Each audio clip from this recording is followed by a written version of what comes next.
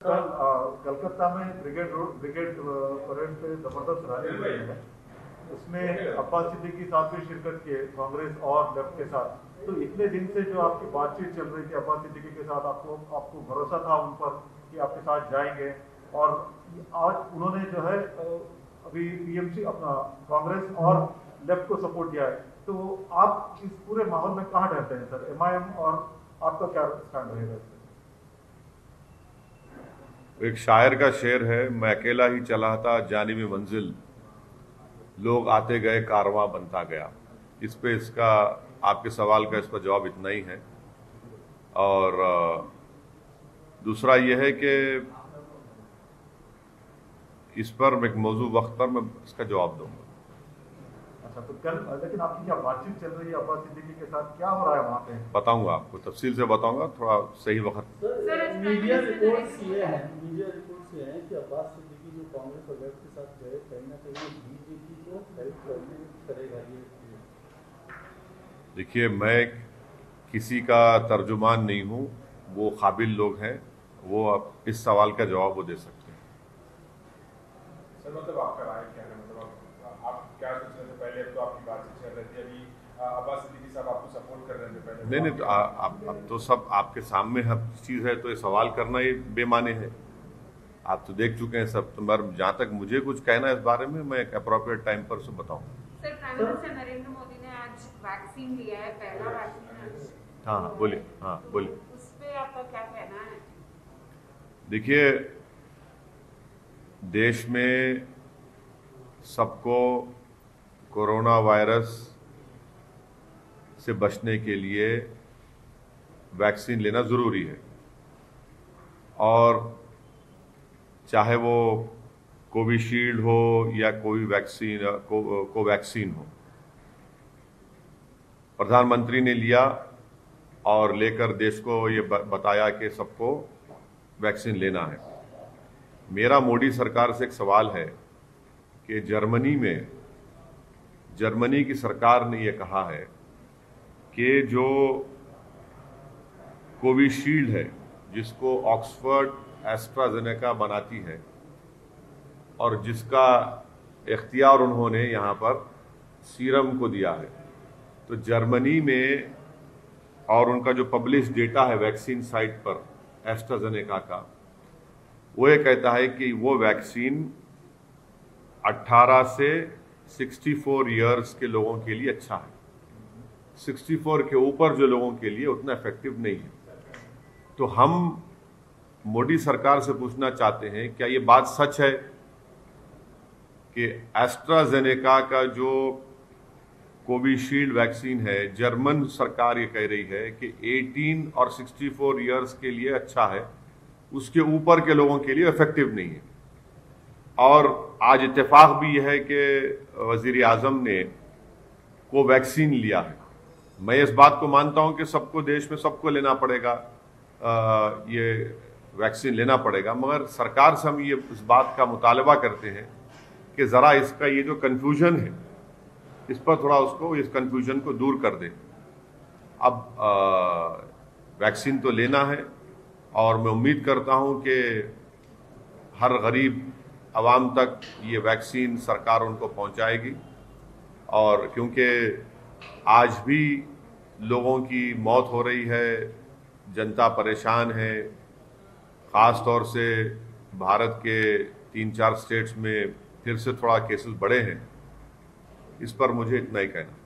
Sir, Bengal वाले थे, क्या आप जो मौजूदा अभी आप प्रयास कर रहे थे, आप बातचीत कर रहे थे, जो मौजूदा सिचुएशन हुई है, उससे क्या आप थोड़ा सा डिसअपॉइंट हुए? नहीं, देखिए, मैं कभी भी नाउम्मीद नहीं होता हूँ, और हमेशा मैं उम्मीद रखता हूँ अल्लाह से, और एक पॉजिटिव आउटलुक रखना चाहिए। नाउम्मीदी क्यों होना चाहिए? नाउम्मीद होने की जरूरत ही नहीं है। उम्मीद पे दुनिया कायम है, कोशिश करते रहेंगे, ऐसा कोई बात ही नहीं है। सर, मतलब अभी देखिए, उनका स्टेटमेंट तो पब्लिक डोमेन में है। अभी उनके अंकल का भी स्टेटमेंट आया है कि असद साहब को कोई जगह नहीं है इस पे इन्वॉल्व में बोल के। मतलब सर, इस पूरे मुद्दे को आप कैसे देखते हैं? अभी ये नया स्टेटमेंट में क्या बोलेंगे आप, और अब्बास सिद्दीकी साहब के स्टेटमेंट में आप क्या बोलना चाहेंगे? नहीं, मैं तो उनके अंकल कौन है, क्या नाम है उनके अंकल का? कुछ तोहा साहब। क्या बोल के? मतलब वो लोग कह रहे हैं कि वो कौन सी पार्टी में है? वो वही पार्टी में और उनके पीरजादा तोहा साहब। नहीं, वो कौन सी पार्टी में? वो टीएमसी के है वो। ISF के पार्टी के ही है। नहीं, वो टीएमसी के हैं। तोहा सिद्दीकी। TMC के। हाँ, वो टीएमसी के हैं, तो टीएमसी तो बोलेंगे ना। सर कहीं ना कहीं डिच हो गया है, कहीं ना कहीं क्या? डिच कर दिए हैं वो अब्बास सिद्दीकी MIM। अरे क्या ये डिच विच का कहाँ है भाई? कोई डिच विच नहीं है, कोई बात ही नहीं है इस बारे में। सही वक्त पर बोलूंगा, तफसील बताऊंगा पूरी। तो आप नाराज होंगे सर, इतना मेहनत की, इतना भरोसा किया अब्बास सिद्दीकी पे। अरे नाराज क्या है, देखिए हम गुजरात गए, गुजरात में हम सिर्फ मेहनत किए, वहां पर हमारे 7 कॉरपोरेटर अहमदाबाद में जीते। अब हमको उम्मीद है कि इंशाअल्लाह ताला भरूच से, गोधरा से, मोडासा से भी हमारे कैंडिडेट्स कामयाब होंगे। हमारा काम चल रहा है, आगे बढ़ेंगे। अब आज हम मीटिंग लेने वाले हैं राजस्थान के बारे में, राजस्थान में पार्टी को इस्टेब्लिश करने का, वो भी करेंगे, बात करेंगे। उत्तर प्रदेश के चुनाव के लिए हम मेहनत कर रहे हैं। मैं 14 इस महीने में उतरौला जाऊंगा, मैं, राजभर साहब, शिवपाल साहब से मेरी बातचीत होने वाली है। तो ये हमारा काम चल रहा है, रुकने वाला काम क्या है हमारा? फिर हम गुलबर्गा में हम अपने एक असेंबली कैंडिडेट का, इलियास बागवान साहब का अनाउंसमेंट कर चुके हैं। तो हमारा काम चल रहा है चौतर। वेस्ट बंगाल कब जाएंगे सर अभी ये पूरे परिस्थिति में? बिल्कुल जाएंगे, आप फिक्र मत करिए, बताएंगे आपको तफसील से, बंगाल के ऊपर आपको बताएंगे। सर आपके दोस्त राहुल गांधी ने पीएम मोदी की तुलना अंग्रेजों से की। अरे भाई, मेरा तो कोई दोस्त ही नहीं है, मैं तो लैला हूँ, बहुत चाहने वाले हैं। अब आप खामखा हर एक को हमारा दोस्त बना देते हैं, ये आपको एक बुरी आदत है आपको कि दोस्त बनाने की। अब दुश्मन भी कभी बना दीजिए, नहीं मालूम। सर ये कहीं ना कहीं जो अब्बास सिद्दीकी साहब का जो स्टैंड है, इससे MIM के चुनाव मतलब जो कैंडिडेचर है वो नहीं, देखिए तिवारी साहब, जल्द से जल्द एक सही वक्त पर तफसील आपको बताएंगे। सर मतलब आपके स्टेटमेंट से ये समझ सकते हैं कि आप सोलो लड़ने वाले हैं वहाँ पे, या फिर? अरे आपको जो समझना है आप समझ लो, मेरे जो समझ में हो, मेरे दिमाग में है, मैं बताऊंगा आपको बात। आपने कहा मैं अकेला ही चलाता था, अकेले ही हाँ, मैं अकेला ही चलाता जानी बेमंजिल, इसका मतलब आप आए लोग आते गए, कारवां बनता गया। तो कोई लोग आ रहे हैं बंगाल में या अकेले ही चलना है? मैं भैया एकला चलो तो वहीं से निकला ना। तो अगला चलो का नारा दिया। हाँ, बराबर है, बताएंगे आप। सर बोलिए। बोलिए मैडम आप। सर जो वैक्सीन आज मोदी जी ने लिए, कोवैक्सीन, और उस पे पॉलिटिक्स भी स्टार्ट हो गई है। ऑपोजिशन कह रहा है कि मोदी जी ने वैक्सीन क्यों ली, तो आपका नहीं, आप भी वैक्सीन लेंगे फिर? क्यों नहीं लेंगे? मैं तो पहले से कह रहा हूं कि ये वैक्सीन को आप वो कर दो, सरकार को देना चाहिए। तो जो पॉलिटिक्स कर रहे हैं इस पे, उस पे मैं ये कह रहा हूं कि वो वैक्सीन हर एक को लेना है जिसका स्टेज 3 के पूरे ट्रायल्स हो चुके हैं, और ये वैक्सीन ज़रूरी है हम तमाम के लिए, अपनी जान को बचाने के लिए। और ख़ास तौर से जो एल्डरली स्टेट्समैन है, ओवर 65 ईयर्स, जिसको हम उर्दू में कहते हैं हमारे बुजुर्ग, उन बुजुर्गों की जान बचाना ज़रूरी है, क्योंकि एज के लिहाज से कोमॉर्बिडिटी हो सकती है उनको, एज के लिहाज से उनको ये वायरस उन पर अटैक कर सकता है, तो उन पे ख़तरा है। तो जितने बुजुर्ग हैं 65 साल के ऊपर के, पहले उनको लेना चाहिए, और अच्छी चीज़ है, बिल्कुल लेना चाहिए। मतलब सर ये वैक्सीनेशन को ड्राइव को आप पॉलिटिसाइज कर रहे हैं, मतलब?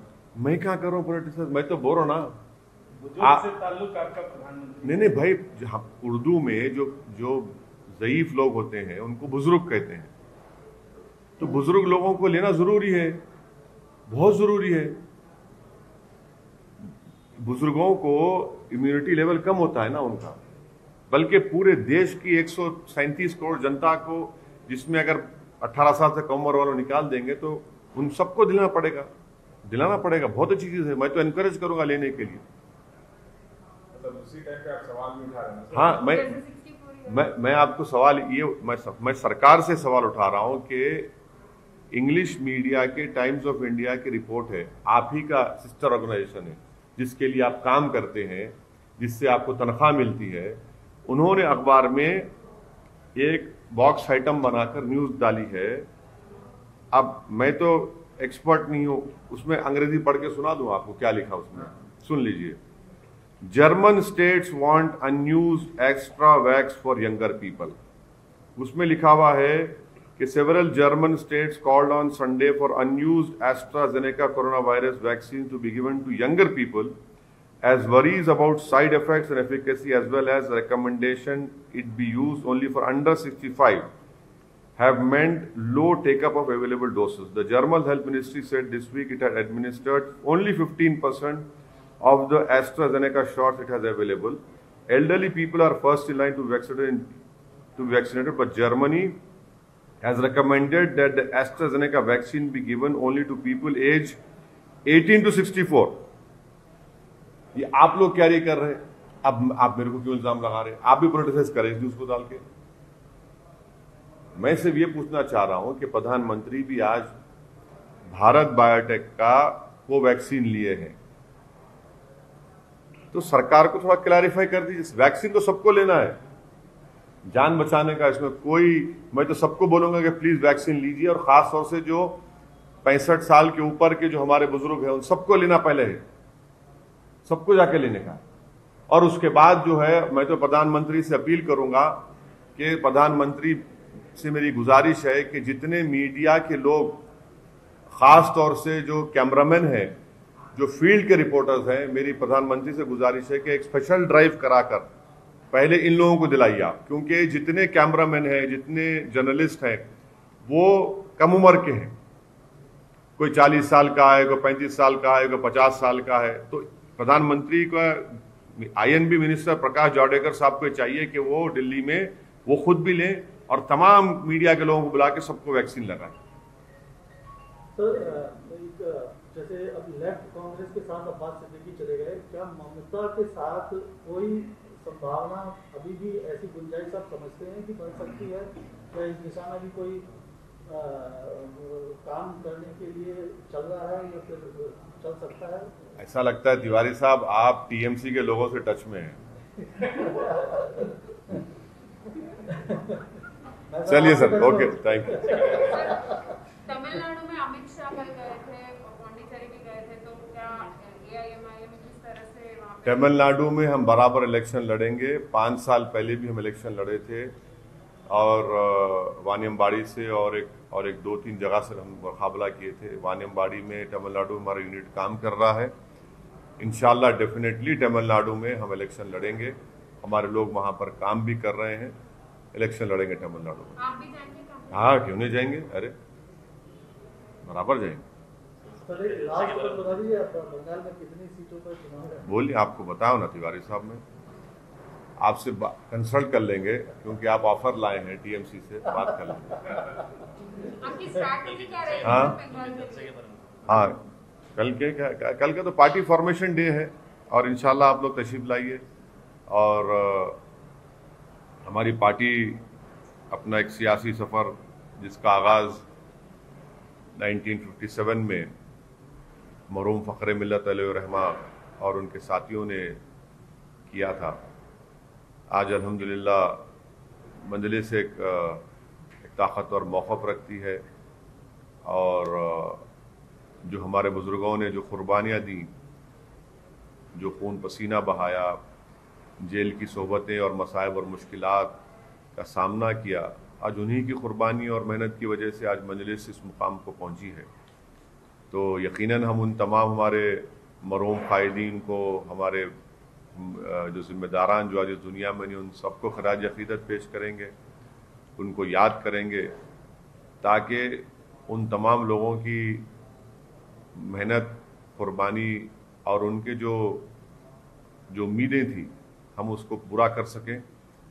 और उसका तरीक़ा एक ही है कि हम लोग और ज़्यादा मेहनत करें, इखलास पैदा करें, और मजलिस के पैगाम को आवाम तक लेकर जाएं, और ख़ास तौर से गरीब आवाम के दरमियान में रहकर उनके इंसाफ का, उनके हुकूक़ का मुतालबा करें और उस पर अमल भी करें। तो कल इंशाअल्लाह ताला दारुसलाम में सुबह 10:30 बजे पहले परचम कशाई होगी और परचम कशाई के बाद एक जलसा होगा। और हमारी पार्टी के लिए कल का दिन 2 मार्च एक बड़ा अहम और तारीखी दिन है और हम तमाम मजलिस के ज़िम्मेदारों के लिए एक फ़ख्र का दिन भी है। और यकीनन तमाम मजलिस के ज़िम्मेदारान मुहिबान मजलिस कल दारुसलाम में जमा होंगे और हम अपने जमात के पैगाम को और जमात की मेहनत और जस्तजू का जिक्र भी करेंगे। सर, एक आखिरी सवाल, वेस्ट बंगाल पे आपकी स्ट्रैटेजी क्या रहेगी? वेस्ट बंगाल पे आपकी स्ट्रैटेजी क्या रहेगी? बोल दिया ना मैडम, सब बताएंगे आपको टाइम। अभी इस पर कोई बातचीत नहीं हुई कुरैशी साहब, इस पर कोई बातचीत नहीं। पार्टी में हमको बैठ के बात करना है, एक लाएअमल तय करके आपको बताएंगे।